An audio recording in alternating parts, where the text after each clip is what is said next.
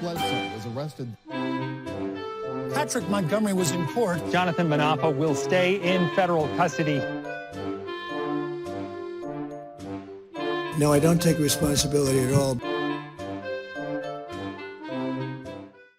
Hey everyone, welcome to the show's 35-year-old Maryland man and former National Guardsman Christopher Alberts went to the Capitol wearing metal-plated body armor. He was also carrying a gas mask, a two-way radio, a throat mic, binoculars, a flashlight, a ski mask, bungee cords, and 2 knives. Oh, and he was carrying a semi-automatic handgun that was fully loaded with hollow point high-pressure bullets. He also had an additional fully loaded ammunition magazine with him. Because, you know, that's what every peaceful tourist takes to the U.S. Capitol. So as he was walking from Trump's speech down to the Capitol, Alberts was recording his actions.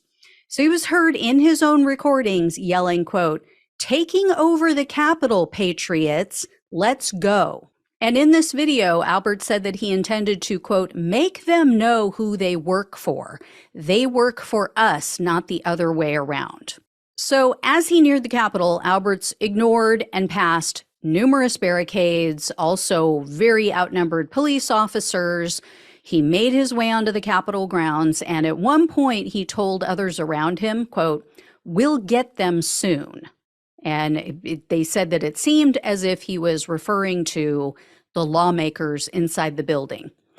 So around 1:20 p.m., Alberts put on his gas mask. He waved to the mob and he yelled at the police, quote, "You've got the wrong motherfucker. You see that right there?" And he was pointing, as he was saying this, he was pointing at his military patches on his body armor.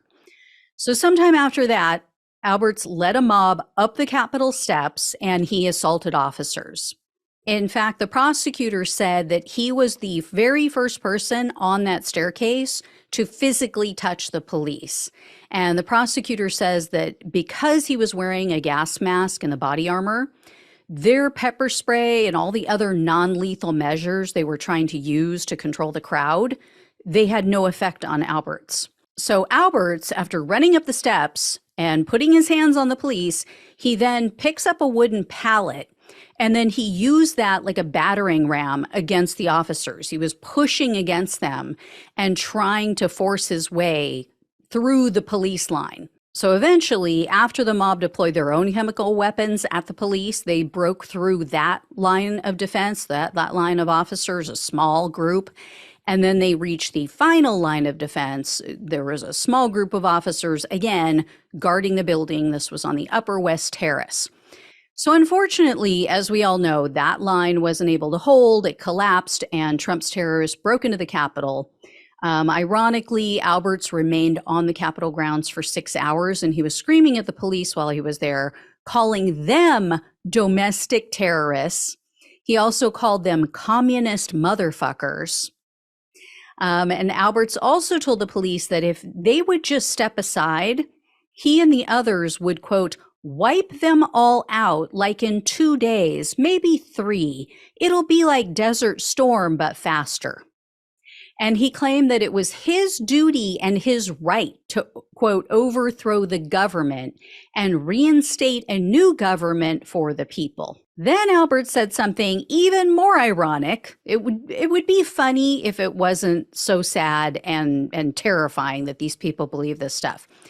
He told the police, quote, "We can sweep this whole country and take them all out. And then guess what? Back to back the blue. Back the people who wave to y'all. Back the people who actually fucking respect y'all."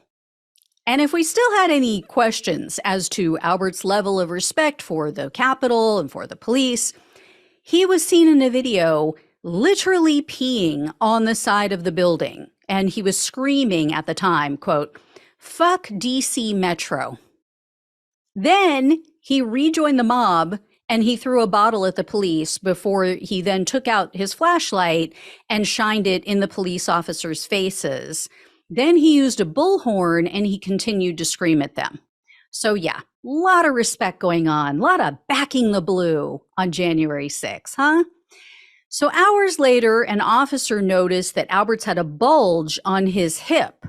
So that's when they frisked him and they found the loaded gun and the extra magazine. So he was arrested at that point, but he was released without official charges being filed. So Alberts was officially arrested on January 7th of 2021, and in a superseding indictment, he was charged with civil disorder, assaulting officers, entering a restricted building or grounds with a deadly or dangerous weapon, 2 counts of disorderly conduct, one of which also included a deadly or dangerous weapon enhancement, 2 counts of physical violence, possession of a firearm on Capitol grounds, carrying a pistol without a license, and possession of a large capacity ammunition feeding device. The government, for some reason, agreed later down the road to drop the large capacity feeding device charge. And I don't know why, but they did. So Alberts refused a plea deal. And in April of 2023, a jury found him guilty on all counts. Based on the most serious of the felony convictions, Alberts was facing up to 10 years in prison, 3 years of probation, and $250,000 in fines. This time, the government actually requested the full prison term. They asked for 10 years in prison, 3 years of probation, $2,000 in restitution, and a fine of $22,186. So that requested fine represents the amount of money that Alberts has raised on Give, Send, Go. And his donation page says that it's for, quote, hope for a hero. Yeah, such a hero. Shockingly, Alberts has only one conviction on his record, and that is for possession of weed. That was all the way back in 2014. But the prosecutor believed that Alberts deserved a long sentence and sentencing enhancements for many reasons, including the multitude of false statements that he made during his trial. And the BS from him continued at the sentencing hearing. Alberts told the judge that he was trying to protect others in the mob. And, quote, I wasn't trying to hurt anybody. I just wanted it all to stop. Yeah. I always ram into people with wooden pallets when I want something to stop.